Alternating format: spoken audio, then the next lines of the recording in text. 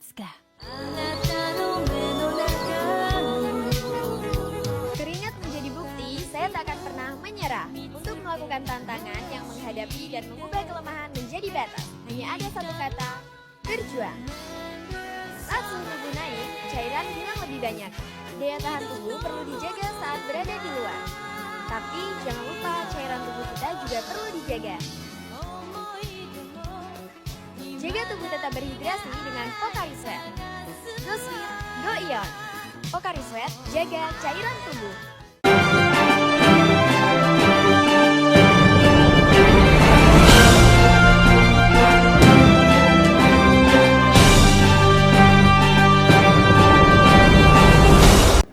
Assalamualaikum warahmatullahi wabarakatuh. Selamat pagi pemirsa, seputar info kembali hadir di sela-sela aktivitas Anda bersama saya Mutiardi Rahma yang akan menemani Anda beberapa menit ke depan yang pastinya dengan informasi terbaru terkait mata kuliah teknik reportase dan investigasi. Baik pemirsa, di pertemuan ke-9 pada mata kuliah teknik reportase dan investigasi kali ini kita akan membahas mengenai jurnalisme data dan computer assisted reporting untuk meningkatkan efisiensi manajemen berita. Nah, baik pemirsa, sebelum sesi diskusi seperti biasa kita akan melaksanakan praktek membawakan berita yang pada pertemuan kali ini dipraktikkan oleh kelompok 7, yakni kelompok saya sendiri, di mana kami mengangkat berita mengenai bencana banjir di daerah Kemayoran, Jakarta Pusat yang disebabkan oleh intensitas hujan yang cukup tinggi akhir-akhir ini. Baik pemirsa, berikut cuplikan selengkapnya.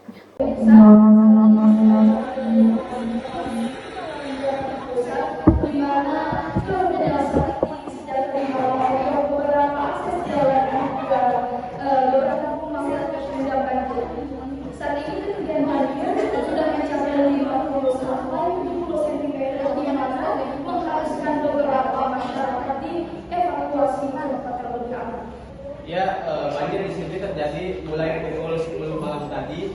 Air terus naik hingga pagi ini dan sekarang sudah mulai menenggelamkan beberapa rumah. Ini bukan pertama kali banjir di daerah kami. Kami juga sangat khawatir banjir ini terjadi lagi. Petugas medis sudah mulai datang ke beberapa posko pengungsian. Mereka memeriksa kesehatan warga, terutama anak-anak dan lansia.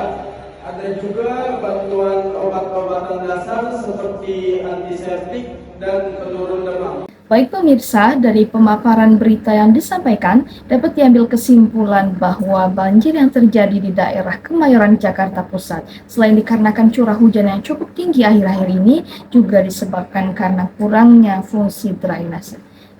Ketinggian air yang sudah hampir mencapai ketinggian 70 cm membuat warga sekitar harus dievakuasi ke tempat yang lebih aman.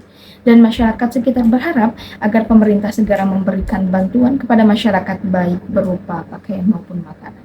Baik pemirsa, berita selanjutnya membahas mengenai materi dalam diskusi yang berjudul Jurnalisme Data dan Computer Assisted Reporting. Untuk meningkatkan efisiensi pada manajemen berita, yang pertama yang akan kita bahas adalah Computer Assisted Reporting atau bisa disingkat dengan sebutan CAR, yakni metode yang memanfaatkan teknologi komputer untuk membantu proses pengumpulan, analisis, dan penyajian informasi dalam reportase berita. Adapun tahapan-tahapan dalam CAR, yang pertama adalah pengumpulan data, yang kedua pembersihan dan pengolahan data, yang ketiga analisis data, dan terakhir ada penyajian. Materi selanjutnya adalah jurnalisme data dan sains. Jurnalisme data adalah pendekatan inovatif dalam jurnalisme yang menggunakan data sebagai sumber utama informasi. Adapun metode jurnalisme data yang pertama adalah pengumpulan data, kemudian analisis data, dan terakhir visualisasi data. Adapun relevansasi jurnalisme data dalam era digital diantaranya untuk memerangi berita hoax, yaitu melalui analisis data yang mendalam. Jurnalis dapat menggali informasi yang relevan dan memberikan konteks yang diperlukan untuk memahami isu-isu kompleks. Nah, salah satu contoh kasusnya adalah CNN Indonesia menggunakan data dari air visual untuk melaporkan kualitas udara di berbagai kota besar di Indonesia. Mereka memvisualisasikan data ini dalam bentuk grafik dan peta interaktif yang menunjukkan tingkat polusi udara harian dan tren sepanjang tahun. Selanjutnya adalah jurnalisme sains. Jurnalisme sains adalah cabang jurnalisme yang khusus berfokus pada penyampaian informasi ilmiah kepada masyarakat luas. Adapun metode dalam jurnalisme data yang pertama adalah pengumpulan data mencakup literatur ilmiah, wawancara, dan juga observasi. Yang kedua adalah analisis dan penyajian data. Pada tahap ini, jurnalis harus mampu memahami konteks ilmiah dari data yang telah dikumpulkan dan menyajikan informasi tersebut dengan cara yang menarik dan mudah dipahami. Adapun relevansi jurnalisme sains yang pertama adalah untuk memerangi disinformasi, yang kedua untuk meningkatkan kesadaran publik, dan yang ketiga adalah untuk prospekan. Nah, adapun manajemen produksi adalah proses pengelolaan seluruh tahap produksi dalam pembuatan konten media, mulai dari konsep hingga distribusi akhir. Tujuan utamanya adalah memastikan bahwa proyek media berjalan sesuai dengan jadwal, anggaran, dan kualitas yang telah ditetapkan.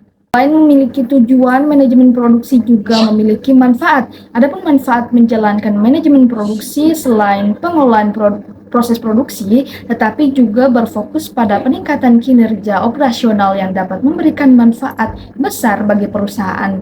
Nah, selain itu, manfaat lainnya yang pertama untuk efisiensi, meningkatkan efektivitas produksi, juga menekan biaya produksi dan peningkatan kualitas produksi.